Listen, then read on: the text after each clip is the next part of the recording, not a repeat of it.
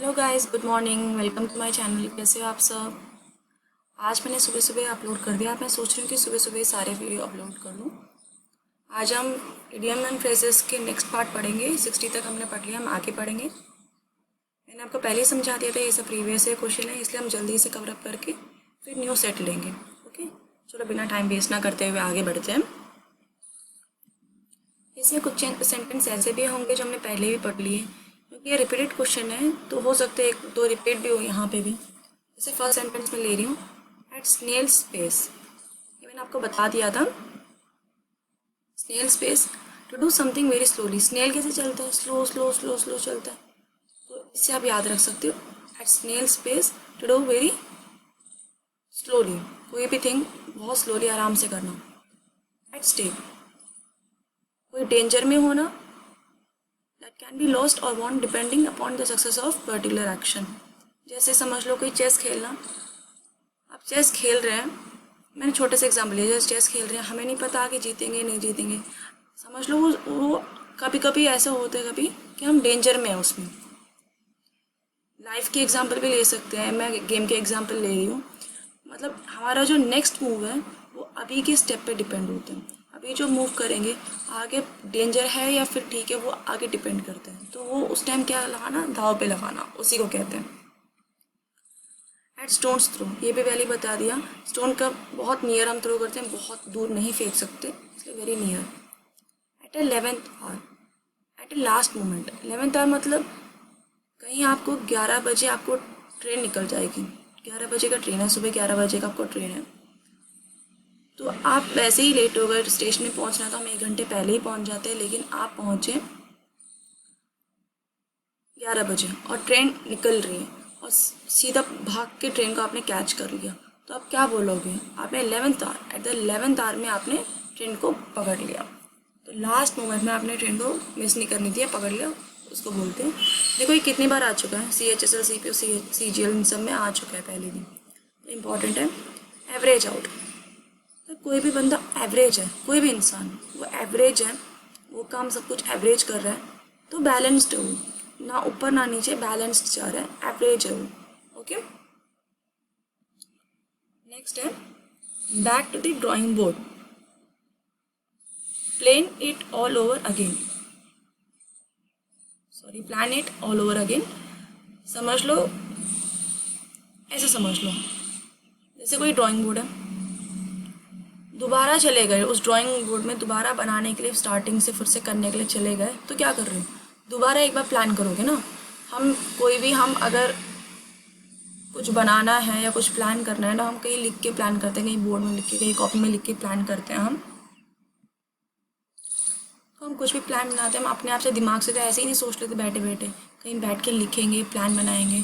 तो अगर फिर से ड्राइंग बोर्ड में जा रहे हैं, ऐसे समझ लो, तो हम फिर से प्लान कर रहे हैं, ऐसे समझ सकते हो।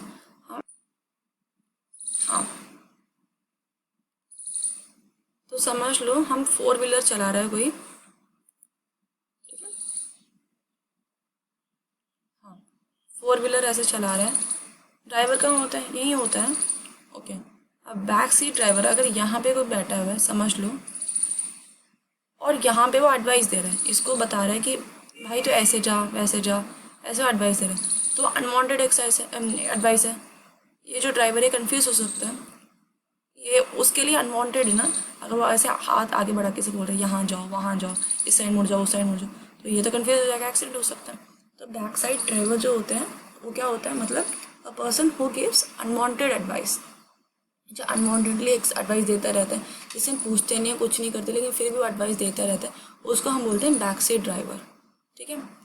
Bad blood, bad blood, blood तो अच्छा ही होता है, अगर बैड ब्लड है तो एक्टिव इंटिमिटी, मतलब लड़ाई शत्रुता उसके अंदर है, वो कभी शांत नहीं रह सकता, वो लड़ाई करने के लिए रेडी रहता है हमेशा, उसके अंदर लड़ाई की भावना है। ये भी देखो कितनी बार एग्जाम में पूछा गया है। Bad hat, bad hats. अब देखो हैट कहाँ पहनते हैं? सर पे पहनते हैं ना, और सर पे हम पहनते हैं hat.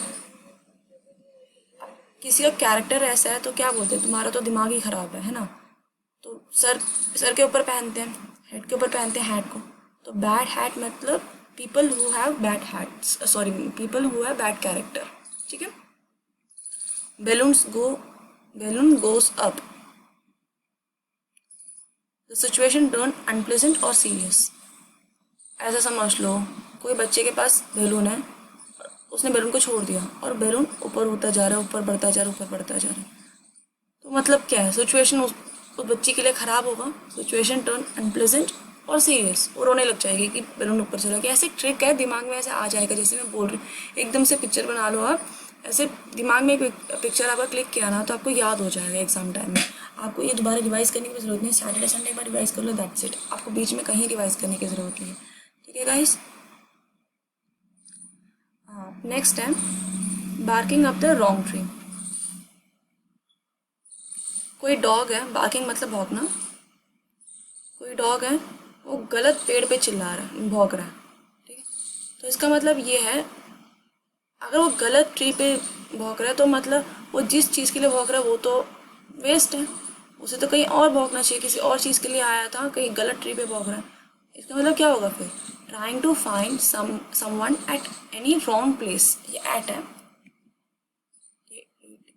Eight wrong place, trying to find someone at wrong place.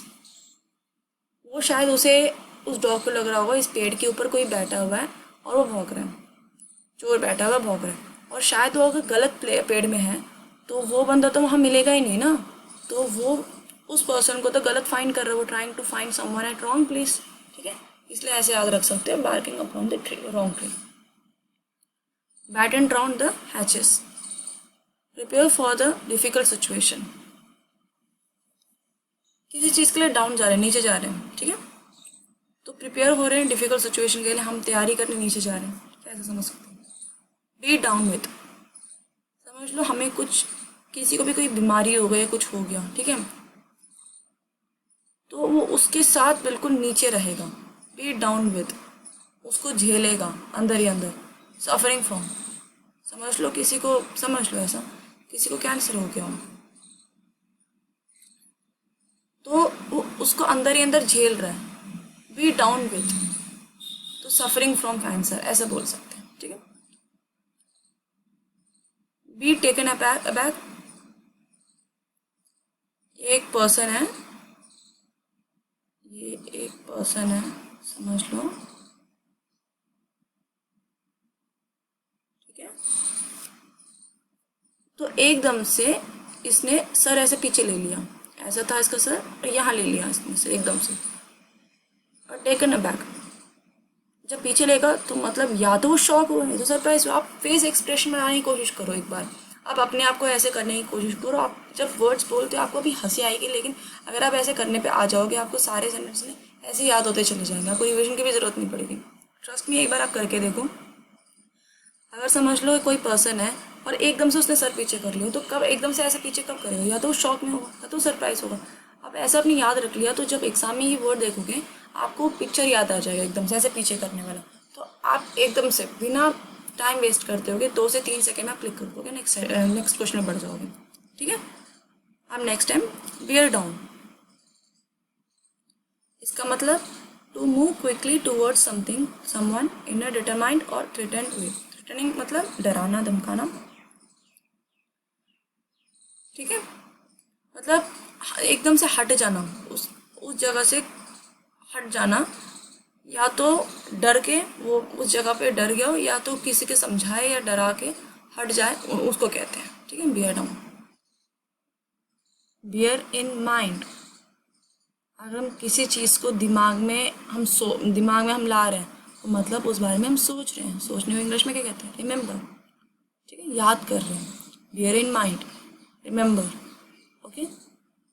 ये बहुत सारे सेंटेंस में यूज़ किया जाता है, इंग्लिश में हम बोलते हैं, बहुत सारे सेंटेंस में डेली यूज़ में भी यूज़ किया जाता है bear in mind. Bear with, किसी के साथ है तो हम क्या कर रहे हैं, सपोर्ट कर रहे हैं। To be patient with somebody और समथिंग, किसी के साथ है, हो सकता है वो नॉन लिविंग थिंग भी हो या फिर लिविंग थिंग भी हो, ठीक है। बियर विथ, किसी के साथ होना, उसको हम कहते हैं बियर विथ। ये सब आप यहाँ पे भी देख रही हो, ये एरर करेक्शन होता है ना, वहाँ पे भी होता है। अगर आपको ये सेंटेंस समझ में आ गया, अब आपको पता चलेगा बियर इन आना चाहिए या बियर विद आना चाहिए। कहीं सपोर्ट की बात आ रही है, किसी के साथ सपोर्ट की बात आ रही है, तो वहाँ बियर इन नहीं आना चाहिए, यहाँ वहाँ बियर विद ही आना चाहिए। ये सब आपको पता हो जाएगा यहाँ पे अगर करते रहोगे ध्यान से, तो वो सब वहाँ पे अपने आप ही ऑटोमेटिकली इंग्लिश जो है हर जगह से जुड़ा हुआ है। ऐसा नहीं कि आपने पहले ग्रामर कर लिया या फिर सिर्फ ये कर लिया तो आपके नंबर मिल जाएंगे, ऐसे नहीं है। आपको हर चीज़ को करते रहना चाहिए, फिर एक साथ जाके वो ट्री का रूप लेगा, पूरा कंप्लीट हो जाएगा। ठीक है। Beat about the bush, repeat करते रहना सर्कुलर वे में, उसी बात को घुमा फिरा के बोलना, उसको कहते हैं circumlocution. Does not talk specifically, straightforwardly जो नहीं बोलता, घुमा फिरा के जो बोलते हैं, speak in the round about manner, तो उसको हम बोलते हैं beat about the bush. About को अराउंड भी होते हैं, वो भी सही है, गलत नहीं है। बीट अराउंड द बुश भी सही है, बीट अबाउट द बुश भी सही है। बेगर डिस्क्रिप्शन, अब बेगर मतलब कौन होता है? जो भीख मांगता है। जो बेगर्स होते हैं, क्या उनका कोई डिस्क्रिप्शन होता है? उनका कहाँ पे घर है, वो कहाँ जाते हैं, कहाँ काम करते हैं, उनको कोई डिस्क्रिप्शन नहीं है ना, उनका क्या क्वालिफिकेशन है, उन्होंने कहाँ कहाँ जॉब कर चुके हैं, ऐसा कुछ भी नहीं है उनके पास। डिस्क्रिप्शन कहाँ से देंगे? उनके पास नहीं होगा, वो तो रोज़ कहीं ना कहीं मतलब यहाँ से वहाँ मूव होते रहते हैं और उसके बाद यहाँ वहाँ खाना मांगते रहते हैं, यही होता है। ठीक है, उनका डिस्क्रिप्शन यही होता है। तो उनका कोई डिस्क्रिप्शन नहीं होता तो कैन नॉट बी डिस्क्राइब्ड। उनको कोई डिस्क्रिप्शन नहीं कर सकते तो कैन नॉट बी डिस्क्राइब्ड। ये का डिस्क्रिप्शन मतलब can not be described. Decide the mark, इसमें समझ लो जैसे यहाँ पे एक बोर्ड है और यहाँ पे बोला है यहाँ पे निशाना मारो, ठीक है, लेकिन आपने यहाँ पे निशाना मार दिया। ओके, ऐसे तो यहाँ मार्क था, लेकिन आपने यहाँ पे इस बोर्ड पे मार्क मार दिया, तो ये इररिलेवेंट हो गया, not to the point, not to be accurate भी नहीं हो, पॉइंट पे भी नहीं हो, इररिलेवेंट है, तो उसको बोलते हैं, ऐसे याद रखो, beside the mark. Okay guys, यहाँ तक आपके 80 वर्ड्स हो गए। हम 20-20 लेके चल रहे हैं ताकि आपके लिए भी ईजी हो। प्रीवियस ईयर है सारे, तो आपको करना बहुत ज़्यादा ज़रूरी है। अगर आपको ये लग रहा है ईजी है तो कोई नहीं, आप देख लो एक बार, दोबारा नहीं, एक बार तो देख लो, ताकि आपका ये प्रिपेयर होता जाए, कंटिन्यू होता जाए। इससे पहले मैं 3 वीडियो अपलोड कर चुकी हूँ, 4th वीडियो है इडियम एंड फ्रेजेस की। इसके अलावा अगर आपको हिस्ट्री करना तो हिस्ट्री मैंने स्टार्ट की है, उसके बाद मैं ज्योग्राफी भी कराऊंगी। अगर आपको कोई अलग सा कोई टॉपिक करना है, कोई भी स्पेसिफिक टॉपिक करना है, तो आप कमेंट बॉक्स में एक बार बता देना, मैं उसे भी करने की कोशिश करूँगी। इसके अलावा अगर आपको वीडियो अच्छा लगे और आपने सब्सक्राइब नहीं किया तो सब्सक्राइब कर लेना, लाइक कर दो और शेयर भी कर देना आपके दोस्तों में। ठीक है गाइस, चलो बाय। मैं इसके आगे अभी मैं वो भी लेके आ रही हूँ, 1 वर्ड सब्स्टिट्यूशन भी लेके आ रही हूँ, वो भी कर लेना। Bye guys.